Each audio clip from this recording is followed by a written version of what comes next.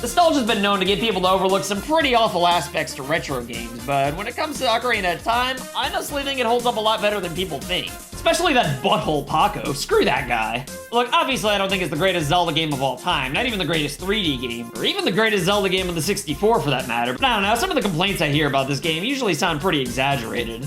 Like, there's nothing to do in Hyrule Field? Well, yeah, like, that's true, but it takes like a minute to pass through, and the song's a freaking banger. The other major complaint I always hear about's with the water temple, which is a pain to have to keep changing your shoes back and forth, which was fixed in the 3DS version for whatever it's worth. But even so, I still think the idea of how you're supposed to get into the water temple is pretty cool, and it's not like it's difficult or anything like that. I mean, poop-stained 12-year-old like me was able to figure it out, so you shouldn't have any excuses. Obviously, the controls aren't perfect, but they still hold up better than most 64 games, and the graphics look good enough to know what's going on, so all in all, I still think the game's legitimately fun, even if you were born within the past 10 years, or even the next 10 for that matter.